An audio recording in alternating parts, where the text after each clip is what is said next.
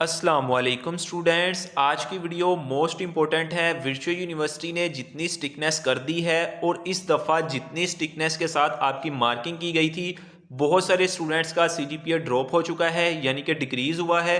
बहुत सारे स्टूडेंट्स को बहुत कम ग्रेड के साथ पास किया गया है और बहुत ज़्यादा स्टूडेंट्स जो थे वो फेल भी हो चुके हैं। इन फ्यूचर भी आपका सेम यही चीज़ें चलेंगी, विदाउट चॉइस ही आपके एग्ज़ाम होंगे। इसी तरह से वीयू के अंदर स्टिकनेस होगी। आपने अपने आप को in future save and secure करना है और तमाम चीज़ों को एनालाइज करके अपनी स्टडी को मेंटेन करना है। कुछ इंपॉर्टेंट डिटेल मैं आपसे शेयर करूंगा जिसका बहुत ज़्यादा स्टूडेंट्स को जो नहीं पता होता और ना ही वो अपनी स्टडी को मैनेज कर पाते हैं और एट द टाइम पे जाके उनको इन प्रॉब्लम्स को फेस करना पड़ता है। तो कोशिश कीजिएगा कि वीडियो को लास्ट तक वॉच कीजिएगा ताकि आपको इन तमाम चीज़ों का आइडिया हो सके और आपने मेरी एक एक बात को एनालाइज करना है, सोचना है, फिर उसके बाद अपनी स्टडी के ऊपर फोकस करना है। वीडियो में आगे बढ़ने से पहले चैनल पे न्यू है तो चैनल को सब्सक्राइब कर लो। इंशाल्लाह वीडियो के बहुत तमाम इंफॉर्मेशन आपको इस चैनल पे देखने को मिलेगी। सबसे पहले हम यहाँ पर कुछ इंपॉर्टेंट डेट्स को डिस्कस करेंगे जो कि आपका 226 का एकेडमिक कैलेंडर है वो अपडेट हो चुका है। आप चेक कर सकते हैं यहाँ पे वन बाय वन हम इन तमाम पॉइंट्स को डिस्कस करेंगे। यहाँ पर जितनी भी डेट्स आपको शो हो रही हैं, सबसे पहले फॉर एग्जांपल अगर कोई स्टूडेंट्स अपना स्टडी प्रोग्राम चेंज करना चाहता है तो वो 2 अप्रैल तक अपना स्टडी प्रोग्राम चेंज कर सकता है। फॉर एग्जांपल किसी का बीएस इंग्लिश है और उसका फर्स्ट या सेकंड सेमेस्टर है और उसको ये टफ लग रहा है, वो कह रहा है कि आगे जाके वो इसको क्लियर नहीं कर सकता, वो इसको बीएस मैथमेटिक्स में कन्वर्ट करना चाहता है या बीएस किसी अदर डिपार्टमेंट में कन्वर्ट करना चाहता है, तो वो अपना स्टडी प्रोग्राम जो है वो कन्वर्ट कर सकता है। बहुत सारे स्टूडेंट्स जो होते हैं वो अपने जो इसके अंदर उनका इंटरेस्ट नहीं होता वो उस डिपार्टमेंट में चले जाते हैं, लेकिन आगे जाकर उनको स्टडी मुश्किल लगती है तो वो अपना स्टडी प्रोग्राम जो है वो चेंज भी कर सकते हैं। वीयू ये आपको अपॉर्चुनिटी देता है। उसकी लास्ट डेट जो है वो 2 अप्रैल है, ठीक है। उसके बाद जो आपकी क्लासेस स्टार्ट होनी है वो आपकी होनी है 6 अप्रैल को। यहां पर जो मेन चीज आपको समझाने वाली है, आपने खुद एनालाइज करना है मेरी एक एक चीज को, ठीक है। अब यहां पर देखो आपकी 6 अप्रैल को क्लासेस स्टार्ट होंगी। अभी स्टूडेंट्स जो है वो कोर्स सिलेक्शन कर रहे हैं। जिन बच्चों ने कोर्स सिलेक्शन कर ली है वो रिलैक्स होकर बैठे हुए हैं, इंतजार कर रहे हैं कि 6 अप्रैल से हमारी क्लासेस स्टार्ट होंगी, फिर हम पढ़ना स्टार्ट करेंगे। यहां पर स्टूडेंट्स बहुत बड़ी मिस्टेक कर रहे हैं। मैं आपको यहां पे चीजें बताता हूं।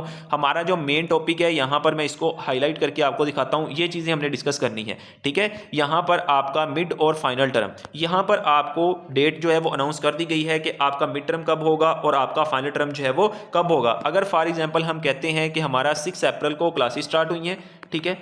यहां पर हमारी 6 अप्रैल को क्लासेस स्टार्ट हुई हैं और यहां पर अगर देखा जाए तो मिड टर्म कब है, 1 जून को, ठीक है। अप्रैल के बाद सिर्फ आपके पास 1 मई का मंथ है, उसके बाद आपका 1 जून को जो है वो आपका मिड टर्म का फर्स्ट पेपर होगा। अब मैं आपको बताऊं कि 6 अप्रैल को अगर फॉर एग्जांपल आपकी क्लासेस स्टार्ट होती हैं, ठीक है, 6 अप्रैल को आपकी क्लासेस स्टार्ट होंगी और आपकी 15 से 20 अप्रैल के दरमियान आपकी एक्टिविटीज आना स्टार्ट हो जाएंगी, यानी कि आपकी क्विज़, असाइनमेंट, जीडीपी, आप उसके अंदर बिजी हो जाओगे। अप्रैल का पूरा मंथ आपका एक्टिविटीज में गुजर जाएगा। जब स्टूडेंट्स की एक्टिविटीज आना स्टार्ट होती हैं तो वो ना तो लेक्चर्स लेते हैं ना किसी और चीज़ पे फोकस करते हैं, वो सिर्फ अपनी एक्टिविटीज पे फोकस करते हैं और उन्हें जो है वो सॉल्व करने बैठ जाते हैं। अप्रैल का पूरा मंथ आपका गुजर जाएगा, उसके बाद आपके पास सिर्फ 1 मंथ होगा मई का, ठीक है। 1 जून को तो आपका पेपर होगा, ठीक है। सिर्फ आपके पास मई का मंथ होगा जिसके अंदर आपने मिड टर्म का सिलेबस कवर करना होगा। अब यहां पर ये पूरी वीडियो बनाने का मकसद ये है कि जो स्टूडेंट्स 6 अभी मैं आपको फाइनल टर्म का बताता हूं, फाइनल टर्म में तो इससे भी कम टाइम है, ठीक है। जो स्टूडेंट्स जस्ट अपना ये सोच के बैठे हुए हैं कि 6 अप्रैल से क्लासेस स्टार्ट होंगी, हम फिर पढ़ना स्टार्ट करेंगे, वो अपने आप के साथ ही बुरा कर रहे हैं, ठीक है। आपको चाहिए कि आप अभी से अपनी क्लासेस स्टार्ट करो। मैं ये वीडियो बनाने की बड़ी पहले से कोशिश कर रहा था ताकि आपको बताया जा सके कि आप अपनी स्टडी अभी से स्टार्ट कर दें। अगर आप लेट होंगे तो आपके पास टाइम ड्यूरेशन जो है वो बहुत ज्यादा कम होगा, ठीक है। अगर मिड के लिए तो फिर भी बहुत ज्यादा टाइम है, लेकिन यहां पर अगर मैं आपको हाईलाइट करके बताऊं कि आपका फाइनल टर्म कब है, ये देखो 1 जून को जो है वो आपका मिड टर्म है, ठीक है। उसके बाद ये 1 जून को स्टार्ट होगा, ये आई थिंक सो 12 से 15 जून को ये पेपर खत्म हो जाएंगे मिड के, ठीक है। 15 जून के बाद देखो आपके पास कोई मंथ नहीं है, जुलाई की 17 को आपका जो है वो फाइनल टर्म का एग्जाम है।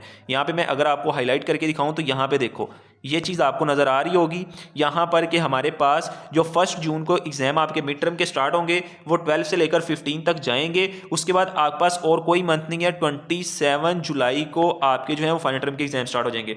फॉर एग्जाम्पल के तौर पे अगर आपके 15 को भी एग्जाम खत्म होते हैं, ठीक है, 15 जून को आपके एग्जाम खत्म होते हैं मिड टर्म के, 1 को स्टार्ट होंगे, 15 तक खत्म हो जाते हैं, 15 दिन ये वाले आपके पास आ गए। उसके बाद 27 को आपके फाइनल टर्म एग्जाम स्टार्ट हो जाने हैं, 27 डे ये लगा लो। और ये राउंड बोर्ड जो आपके बनते बनते हैं वो बनते हैं 40 डेज। ठीक है, फॉर एग्जांपल अगर हम देखें तो 40 डे बनते हैं जिसके अंदर आपने फाइनल टर्म को कवर करना होता है। हालांकि फाइनल टर्म का वेटेज सबसे ज्यादा होता है, आपने 40 दिन के अंदर अपना 60% कवर करना होता है।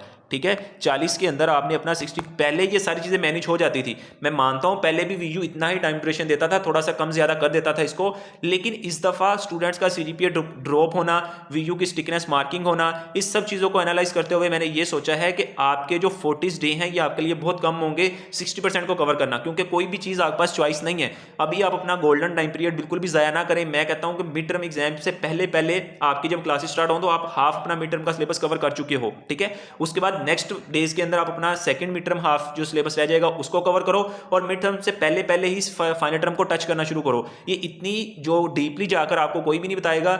ये मेरा बताने का मकसद ये है कि हमारे साथ इतनी ज्यादा कम्युनिटी अटैच होती है और हमारा ये हक बनता है कि जिन स्टूडेंट्स हमें फॉलो करते हैं, हमारी बातें सुनते हैं, हम उन तक ये करेक्ट इन्फॉर्मेशन पहुंचाएं ताकि उनका इन फ्यूचर जो है वो सेव और सिक्योर हो सके, वो अपने पैसे अपना टाइम ड्यूरेशन जो है वो जाया ना कर सके। अब आप लोगों को समझ नहीं आती कि वीयू की स्टडी हमने किस तरह से करनी है, आपको कोई गाइड करने वाला नहीं है। हर बुक के अकॉर्डिंग आपको प्रॉपर गाइडलाइन, हर चीज के बारे में प्रॉपर इंफॉर्मेशन, और आपको हर चीज प्रोवाइड, अगर आपको कोई चीज नहीं मिलती, notes, files, handouts, highlighted handouts, कोई भी चीज नहीं मिलती, आपको माइंड के अंदर आता है कि हम वीयू की किस तरह से स्टडी करें, अगर आपको समझ नहीं आती तो आप हमें भी ज्वाइन कर सकते हैं। अल्हम्दुलिल्लाह ये जो अभी आपको स्क्रीन पर रिजल्ट शो हो रहा है, अल्हम्दुलिल्लाह ये हमारे ही स्टूडेंट्स का रिजल्ट है जहां पे हम स्टूडेंट्स को स्टडी करवाते हैं। अगर आपने अभी तक ज्वाइन नहीं किया तो आपको अभी जो स्क्रीन पे नंबर प्रोवाइड किया गया है, आप इनके साथ कांटेक्ट करके इनसे सारी इंफॉर्मेशन लेकर हमारे स्टडी ग्रुप के ऊपर ज्वाइन कर सकते हैं। वहां पे अल्हम्दुलिल्लाह हम तमाम स्टूडेंट्स को गाइड करते हैं, हर प्रॉपर एक एक बुक के बारे में गाइड किया जाता है, तमाम जो चीज़ें होती हैं वो डिटेल के साथ उनको जो है वो प्रोवाइड की जाती हैं।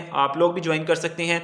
ये कुछ इन्फॉर्मेशन थी जो आप तक पहुंचानी थी। आई होप कि आपको आइडिया हो गया होगा। एनालाइज करके अपनी स्टडी जो है वो अभी से स्टार्ट करें ताकि इन फ्यूचर आपको जाकर इन चीज़ों की परेशानी ना बने, क्योंकि आपके पास टाइम ड्यूरेशन कम होगा, आपकी परसेंटेज ज़्यादा होगी और आपका पेपर भी जो है वो विदाउट चॉइस आएगा। ठीक है, तो अगर आपने चैनल को सब्सक्राइब नहीं किया था तो चैनल को सब्सक्राइब कर लो, बेल आइकन को प्रेस कर लो। इंशाल्लाह मिलेंगे एक नेक्स्ट वीडियो के अंदर। अगर इसके अलावा कोई क्वेश्चन हो तो कमेंट सेक्शन में लाजमी पूछिएगा और मुझे हमेशा दुआओं में याद रखिएगा। अल्लाह हाफिज़।